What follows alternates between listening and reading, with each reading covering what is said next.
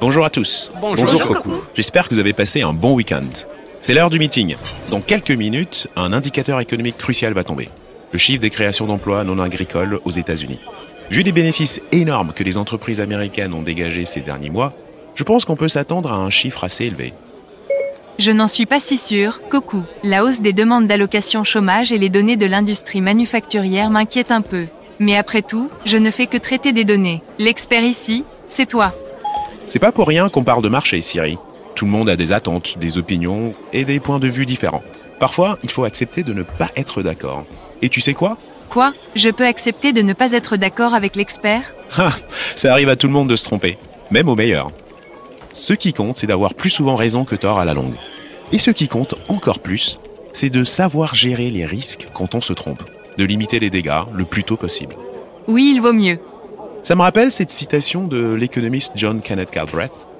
Il y a deux sortes de prévisionnistes. Ceux qui ne savent pas et ceux qui ne savent pas qu'ils ne savent pas. J'aime bien. Attends une seconde, Siri. En parlant de prévision, j'ai une petite question à poser à Pierre. Dis-moi, Pierre, t'aurais une minute ? Oui, bien sûr, Coco. Qu'est-ce que tu penses du rapport d'aujourd'hui sur les risques ? Les chiffres des créations d'emplois salariés non agricoles vont bientôt tomber. T'es plutôt optimiste ou pessimiste ? C'est pas évident, je suis pas all-in sur le sujet. Il y a des arguments qui se valent des deux côtés. Donc j'y vais mollo sur le risque. Franchement, les chiffres peuvent aller dans un sens comme dans l'autre. Bref, tu vois le topo. On va dire que je suis short bêta, short Vega, né long gamma. Mais je fais bien attention à rester dans mes limites de risque. Ma VAR doit être à 10% du stress test max. Donc on a de la liquidité. L'activité client est bonne et on a un bon flow dans les deux sens. C'est un très bon point. Bonne idée cette exposition long gamma et short Vega pour capturer la prime de risque qui est pricée. Tu connais la probabilité évaluée par le marché ? Si on regarde les prix des options de swap de taux d'intérêt, des options sur devises et de l'indice VIX, je dirais qu'on a à peu près une probabilité de 60% que le chiffre soit mauvais. Désolé de vous interrompre. Regardez la télé, les résultats vont tomber. Et vous regardez Bloomberg TV. Tout de suite le point bourse. C'est annoncé, les emplois non agricoles ne répondent pas aux attentes, les marchés boursiers s'effondrent, les rendements obligataires sont à la baisse. Oh, je m'attendais pas du tout à ça. C'est un coup dur pour le marché. Désolé Coco, je dois vraiment y aller. Les commandes des clients arrivent et je dois fixer des prix. Oui, vas-y, bon courage. Je crois que j'ai rien compris à votre conversation. Vega, gamma, bêta ? Pas de panique, on va expliquer tout ça dans une minute.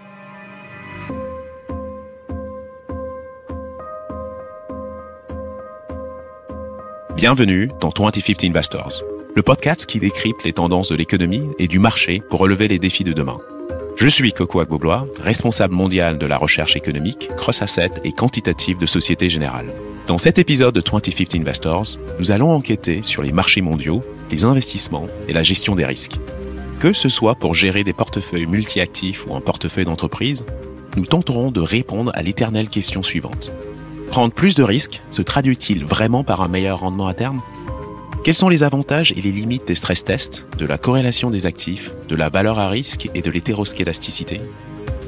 Enfin, nous nous poserons la question de savoir si l'essor des machines et du trading algorithmique pourrait amplifier les risques systémiques et nous conduire tout droit vers le prochain signe noir. Et pour bien comprendre le monde complexe de la gestion des risques, nous recevrons Atem Moustapha, co-responsable des activités de marché chez Société Générale. Atem nous livrera des clés intéressantes pour comprendre les modalités de gestion d'une plateforme de marchés mondiaux et la manière d'évoluer au mieux dans le monde si fluctuant de la gestion des risques. Démarrons notre enquête. Ah, les marchés et les salles de marché. Une ambiance bruyante, intense et toujours un peu chaotique. Oui, c'est vrai. Ça illustre bien les événements à risque sur les marchés. Les données économiques, les résultats des entreprises, les incidents géopolitiques.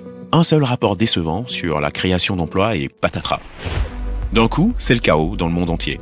Les rendements obligataires plongent, les marchés boursiers s'effondrent et les investisseurs paniquent parce qu'ils ont peur d'une récession qui causerait des pertes dans leur portefeuille de placement. Mais il peut arriver que les marchés réagissent de manière excessive. C'est que Main Street, comme on a l'habitude d'appeler l'économie réelle, et Wall Street, le monde des marchés financiers, ne sont pas toujours synchrones. Les marchés reflètent la santé actuelle de l'économie, mais ils anticipent aussi les risques potentiels à l'avenir. Pour le dire autrement, ils intègrent constamment la distribution des probabilités de tout résultat dans les prix des actifs financiers.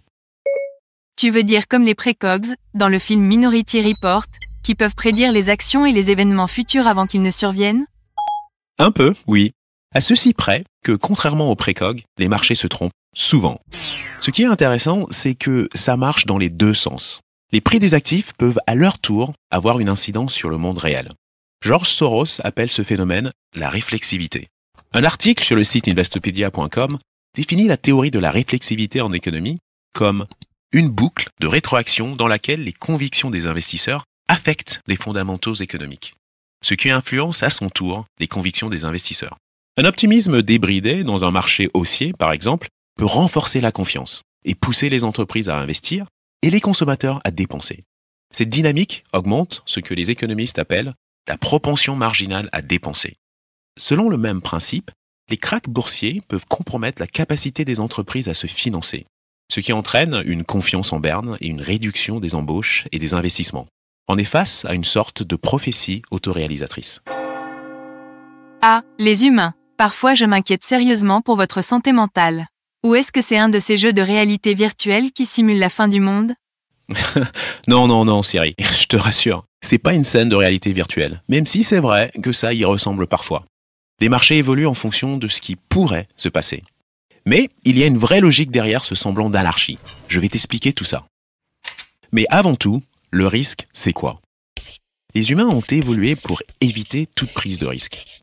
Si on prend Darwin et sa théorie de l'évolution par sélection naturelle, les espèces qui survivent, ce sont les espèces qui ont su s'adapter.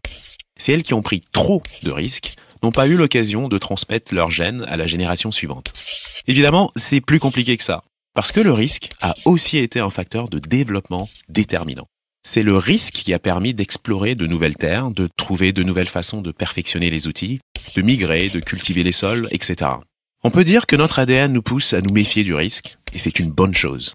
Mais en même temps, on n'irait nulle part sans prendre un minimum de risque calculé. Et c'est valable non seulement dans la finance, mais aussi dans les affaires et dans la vie. Je vois, des risques calculés. C'est comme le début d'une relation. Soit ça ne donnera rien, soit elle débouchera sur une complicité et peut-être même sur le grand amour. Je ne connaissais pas ton côté fleur bleue, Siri. Je vois où tu veux en venir. Mais quand on parle de risque sur les marchés financiers, on ne peut pas se fier à notre instinct. On utilise des outils très sérieux pour le mesurer. L'un de ces outils les plus basiques, c'est le modèle d'évaluation des actifs financiers ou MEDAF.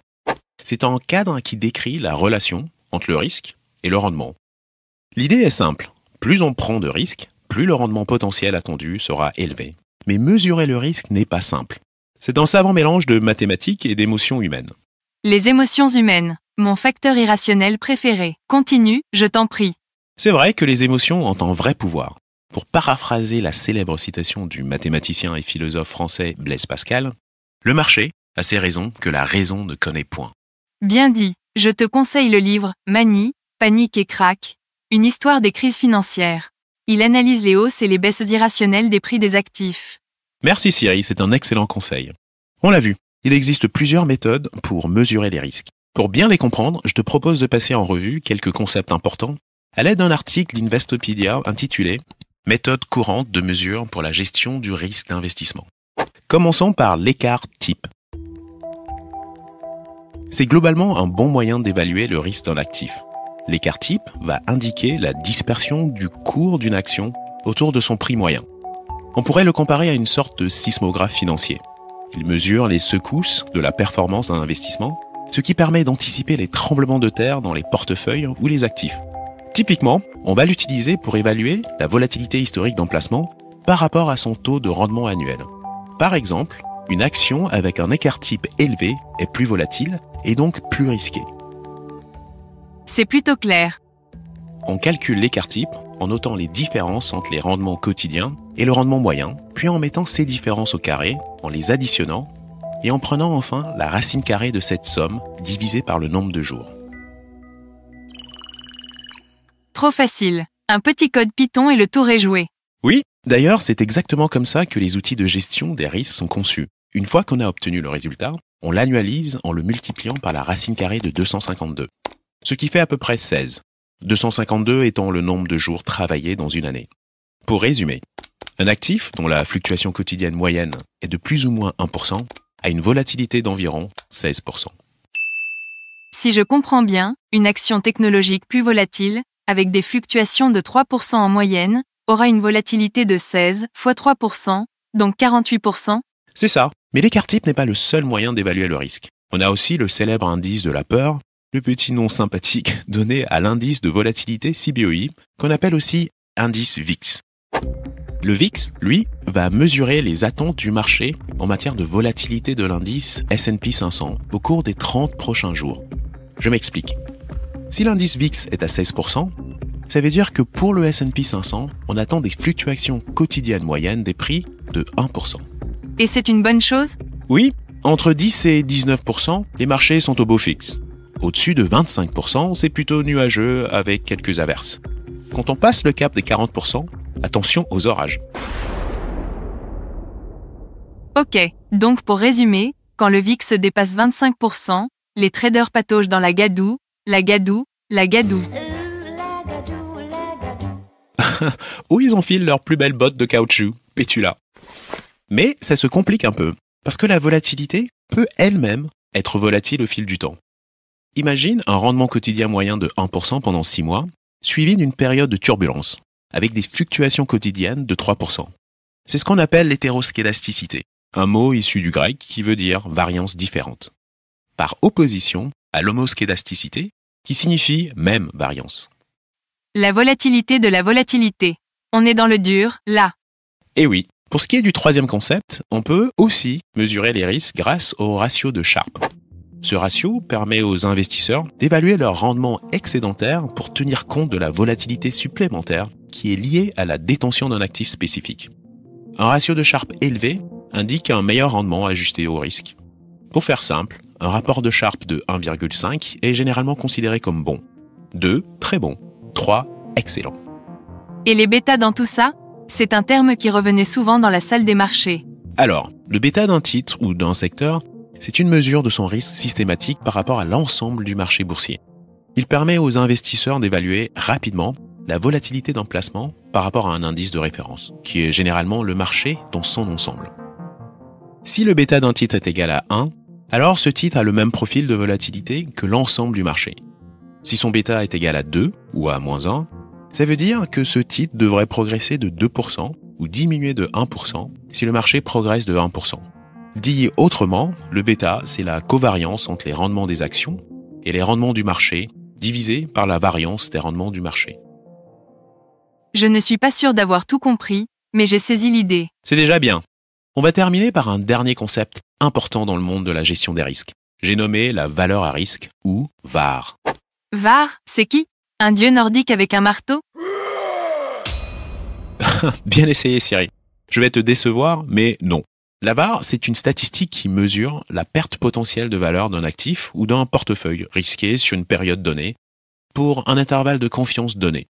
C'est un chiffre simple à comprendre qui illustre bien le risque baissier d'un placement. Si tu veux, la VAR, c'est un peu comme une prévision météo financière. Elle annonce les risques d'orage, un peu comme le marteau de Thor, Mjolnir, prévient des dangers imminents avec fracas.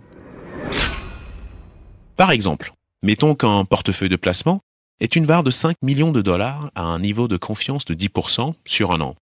Ça veut tout simplement dire que ce portefeuille a 10% de chance de perdre 5 millions de dollars en un an. Intéressant. Mais voilà, la VAR a ses limites. Elle ne donne pas d'informations sur la gravité des pertes au-delà du seuil de la VAR. Elle va indiquer quelles sont les prévisions les plus probables, mais pas les chances qu'une tornade inattendue éclate et détruise tout sur son passage. Donc ces outils nous donnent une idée de ce qu'on pourrait perdre. Mais même avec toutes ces indications, on n'est pas au niveau des précogs. On ne peut pas prédire parfaitement, par exemple, comment les gens vont réagir quand ils verront des nuages sombres s'accumuler à l'horizon. Et si on avait des outils plus sophistiqués ? Il y en a beaucoup d'autres. La CVAR, les Delta, Gamma, Vega, VOMA, VANA, Rho, l'Expected Shortfall, et la liste est encore longue. Mais ce qui compte vraiment, c'est de comprendre la psychologie des marchés et l'évaluation des risques, selon qu'on soit à la hausse ou à la baisse. Tu veux dire quand on se méfie un peu trop, ou au contraire pas assez des risques ? Exactement. Imagine qu'on te propose 100 € avec une certitude de 100% de les empocher, ou 200 € avec une probabilité de 50%. Qu'est-ce que tu choisis? Je suis joueuse. Je pense que je tenterai ma chance sur 2 d'avoir 200 €. Mais vous, les humains? Je parie que la plupart d'entre vous se contenteraient des 100 € garantis. Très probablement oui. En général, les humains préfèrent la certitude, même si ça implique potentiellement de renoncer à quelque chose de mieux. On a tendance à se méfier du risque, c'est ancré en nous, mais on observe que quand le marché est à la hausse, les investisseurs peuvent se comporter de manière irrationnelle et prendre trop de risques, même si les statistiques préconisent le contraire. Quand les prix des actifs augmentent pendant trop longtemps, ils peuvent être perçus comme une valeur sûre, même s'ils sont plus susceptibles de s'effondrer. Un bon exemple de ça, c'est la bulle des prix de l'immobilier qui s'est soldée par la grande crise financière de 2008. Mais plus de risques, ça implique aussi plus de rendement, non? Pas forcément. Parfois, dans les cas où le risque est mal évalué, plus de risques peut entraîner des rendements plus faibles. Mais c'est vrai que si on ne prend aucun risque pendant trop longtemps, ça sera encore pire, à cause du coût d'opportunité. Les entrepreneurs, les traders, les preneurs de risques, par exemple, aiment le risque parce qu'ils savent que la route vers le succès est pavée d'échecs. Oui, la fameuse culture de la faillite express des startups. C'est vrai. La prise de risque, que ce soit dans les startups, les affaires, les marchés ou dans la vie, c'est le moteur de l'innovation. Sans prise de risque, il n'y a pas de progrès. Et à mesure que les marchés sont automatisés, ce sont les machines qui assument de plus en plus ce risque. C'est pour ça qu'aujourd'hui, le trading algorithmique, par exemple, est responsable d'une grande partie de l'activité du marché mondial. Ça me rappelle les flash crash de 2010. Un petit bug et on aurait dit que quelqu'un avait redémarré la matrice. Le chat noir passe 2 fois, et bim, on a un signe noir. C'est ça. Les flash crash illustrent parfaitement comment des systèmes complexes peuvent devenir incontrôlables. Ce qui nous ramène au concept du signe noir de Nassim Taleb, ces événements rares et imprévisibles qui ont des conséquences catastrophiques. Ok, mais vous, les humains, vous avez le don d'ignorer les risques les plus importants, comme, au hasard, celui d'anéantir la planète? Tu as raison, Cyril. On a vu tout ça dans notre épisode sur les signes verts. Tu te souviens? On a vu que le changement climatique était un risque systémique et que les marchés financiers et les modèles de risque commençaient tout juste à s'y attaquer pour de bon. En parlant de défis mondiaux, je te présente notre invité du jour, qui s'y connaît pas mal en matière de risques sur les marchés mondiaux. Poursuivons notre enquête sur la gestion des risques dans les marchés financiers avec Atem Moustapha, co-responsable des activités de marché chez Société Générale. Bonjour Atem, merci d'avoir accepté de participer à cet épisode. Si tu veux bien, on va commencer par un petit tour d'horizon de l'état du marché actuel. À quoi ressemblent les marchés mondiaux aujourd'hui? Est-ce qu'ils sont différents de ceux d'avant? Bonjour Coucou, merci pour l'invitation, je suis très heureux d'être là. Sur les dernières années, on va dire les 4 dernières années, on a été confronté à des événements qui étaient par définition nouveaux. Mais si on regarde bien toutes ces crises qu'on a traversées, elles rentrent dans des catégories d'événements qui sont finalement assez classiques. On a eu une crise géopolitique avec la guerre en Ukraine et les tensions au Moyen-Orient. On a eu des chocs macroéconomiques avec la dérive inflationniste et la croissance en berne. Et tous les débats sur la gestion des banques centrales et de la politique monétaire pour en même temps baisser l'inflation tout en préservant la croissance. On a aussi la bulle de l'intelligence artificielle qui peut être comparée à la bulle Internet des années 2000. Au final, la seule crise vraiment inédite qu'on a vécue, c'est bien évidemment la pandémie, qui a eu un impact énorme sur les marchés. Mais même là, si on remonte très très très loin dans le passé, on peut faire un parallèle avec la grippe espagnole. Tout ça pour dire qu'au final, globalement, je ne dirais pas que les marchés ont été vraiment impactés par des types d'événements nouveaux.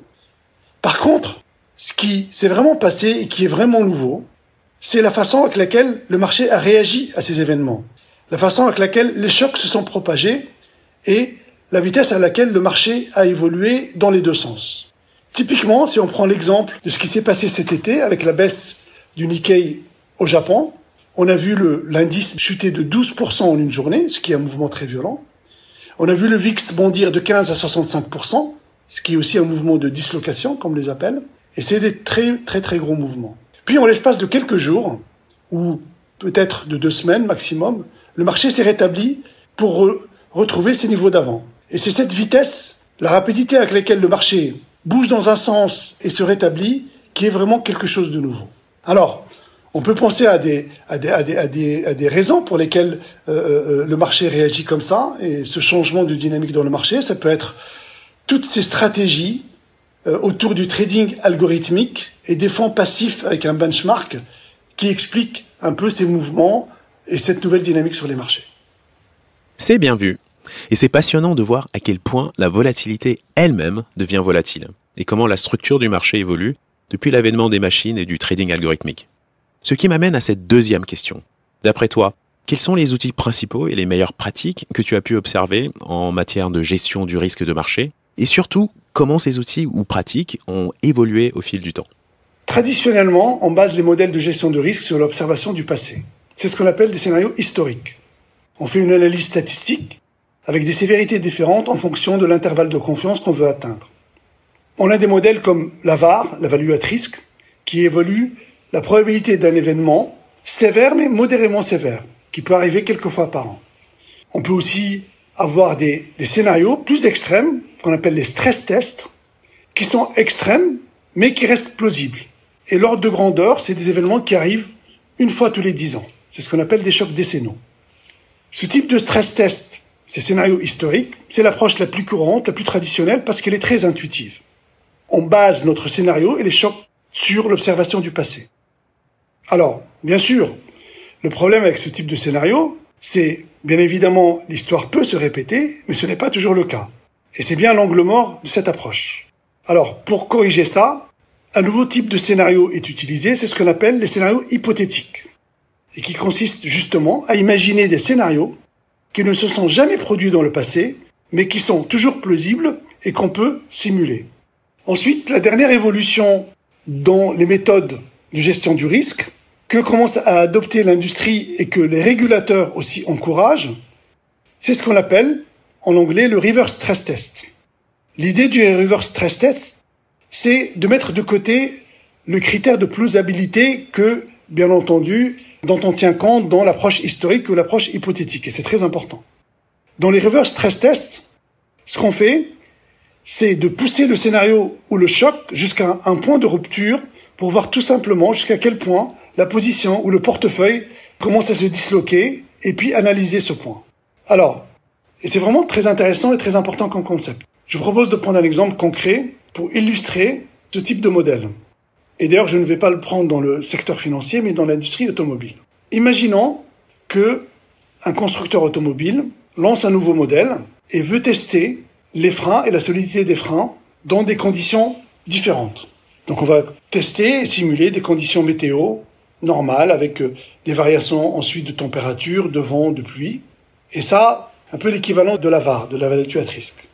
Ensuite, on va pousser, prenons l'exemple de la température, on va pousser la température à des niveaux extrêmes. Ça pourrait être, par exemple, 50 degrés. 50 degrés, c'est très extrême, mais ça reste plausible. Ce serait l'équivalent d'un stress test. Et bien entendu, il faut s'assurer que même à 50 degrés, les freins, malgré le réchauffement des pneus, continuent à être efficaces. Donc tout ça, c'est des stress tests historiques ou hypothétiques de choses plausibles, même si elles sont extrêmes. Le reverse stress testing, ça consiste à pousser la température au-delà de 50 degrés, aussi loin qu'il faut pour atteindre un point de rupture, c'est-à-dire vraiment aller chercher le point où les freins ne marchent plus. Alors, soit on va constater que ce point de rupture, il est à 52 degrés, et là, on pourrait raisonnablement considérer que c'est trop près, et donc en fait, on va améliorer les freins pour qu'ils tiennent à 52 degrés. Soit on va constater que ce point de rupture est très très loin, à 70-80 degrés, et en fait, il n'y a pas besoin d'investir dans une nouvelle technologie ou des freins différents pour résister à cette température, parce que c'est pas un scénario plausible. Il n'empêche que c'était utile de faire ces tests pour précisément aller voir où ce point de rupture se trouve. C'est concrètement le concept du reverse stress testing. C'est très bien résumé. J'ai une autre question pour toi. Comment faire pour trouver le bon équilibre en matière de prise de risque qui permette de dégager des bénéfices? On sait que les entreprises des marchés mondiaux prennent des risques, mais elles doivent aussi générer des rendements. Que penses-tu de cet exercice d'équilibriste entre la prise de risque et les rendements exigés par les actionnaires? Encore une bonne question, Coucou. Alors, il y a 2 dimensions à prendre en compte. La première chose à faire, c'est de fixer le niveau de risque absolu qu'on est prêt à prendre. Il doit être bien calibré par rapport à notre capacité à absorber des pertes et au capital qu'on veut affecter à une activité ou un desk donné. Ça nous donne donc une enveloppe de risque maximum.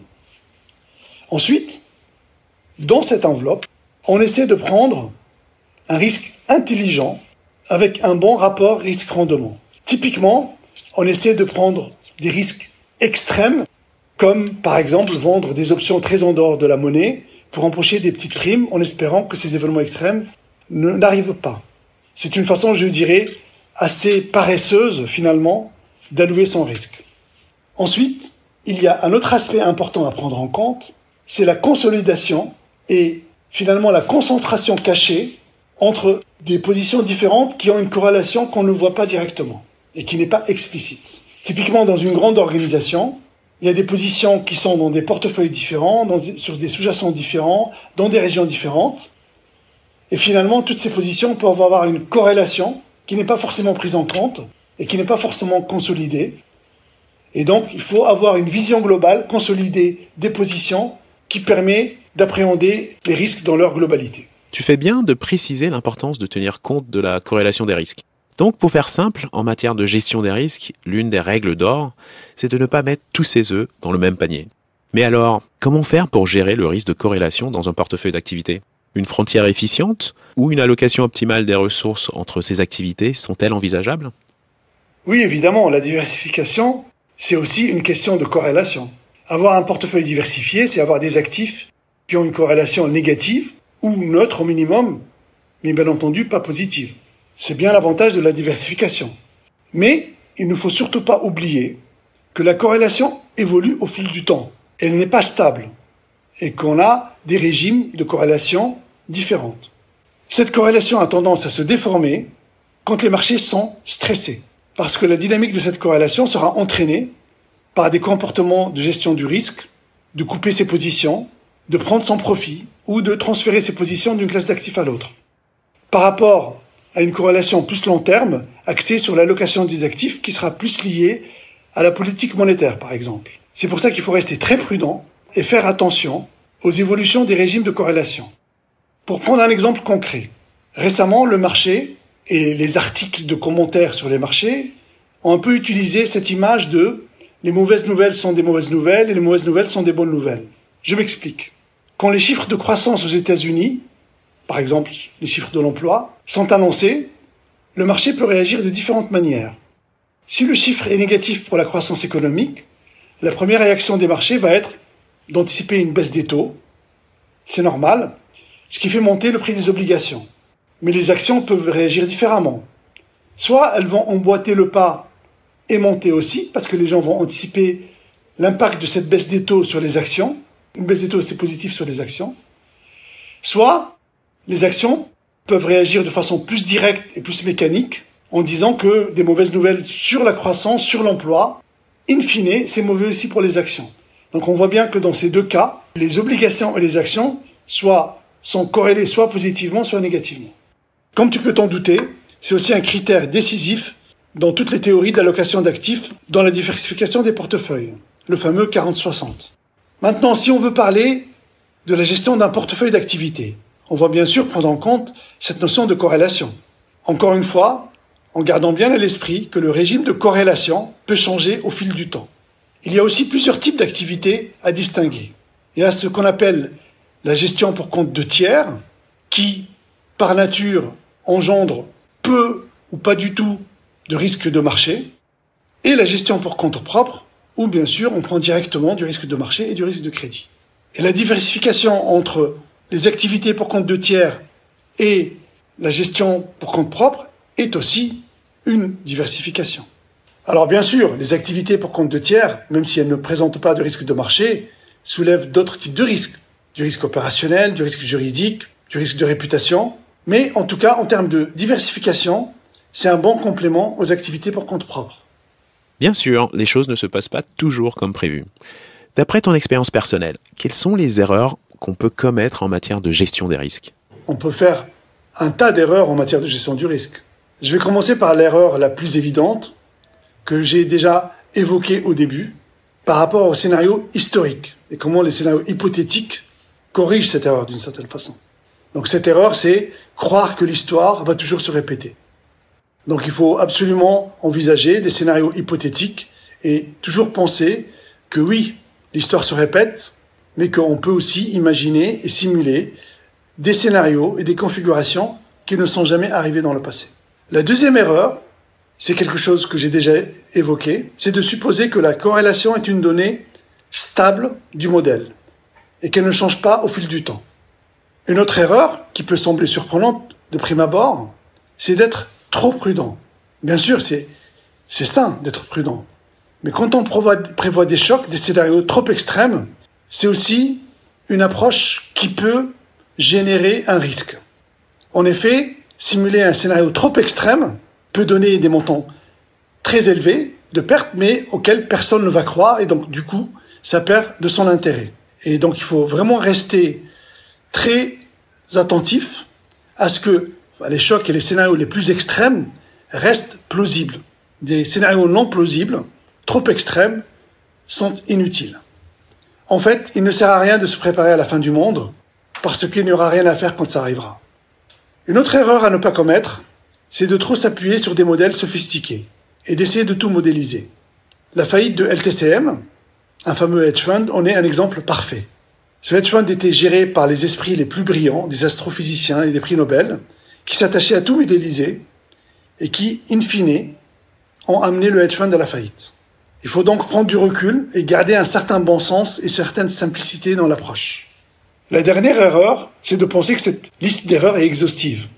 Pour reprendre une citation que j'ai entendue, et qui est de toi d'ailleurs, Coucou, on ne sait pas ce qu'on ne sait pas.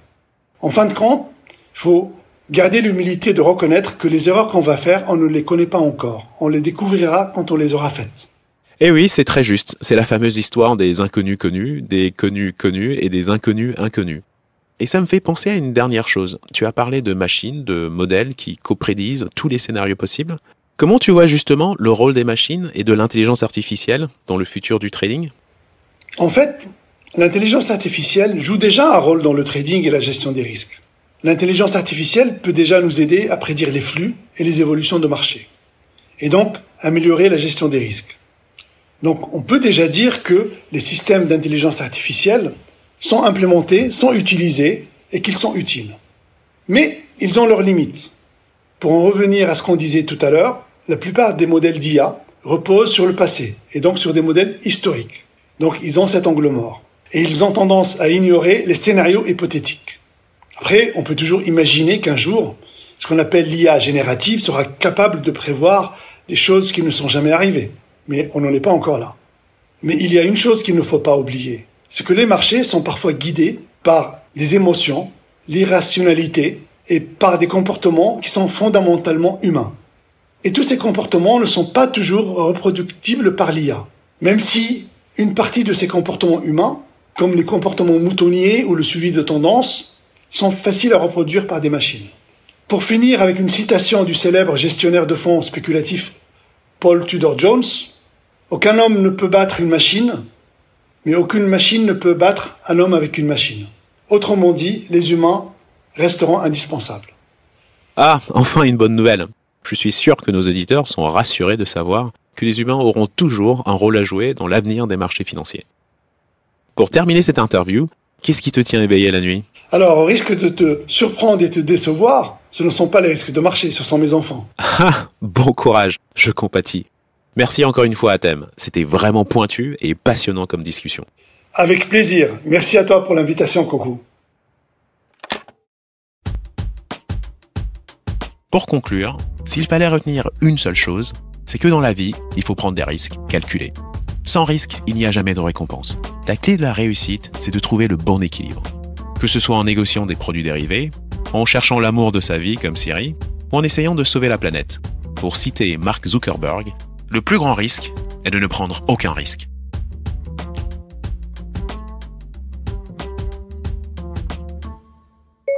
Et en cas d'échec, pas de panique, ça fera toujours une bonne histoire à raconter dans un podcast.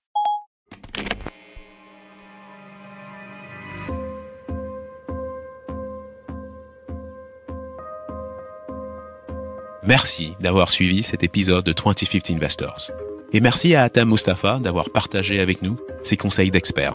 J'espère que cet épisode vous a aidé à mieux comprendre la gestion des risques sur les marchés et dans la vie. 2050 Investors est disponible sur toutes les plateformes de podcast et de streaming. Si cet épisode vous a plu, Mettez-nous plein d'étoiles sur Spotify et Apple Podcasts. Laissez des commentaires où vous voulez. Abonnez-vous et surtout, parlez-en autour de vous. Rendez-vous au prochain épisode. Ce podcast traite des marchés financiers, mais ne recommande aucune décision d'investissement particulière. Si vous n'êtes pas sûr du bien fondé d'une décision d'investissement, veuillez consulter un professionnel.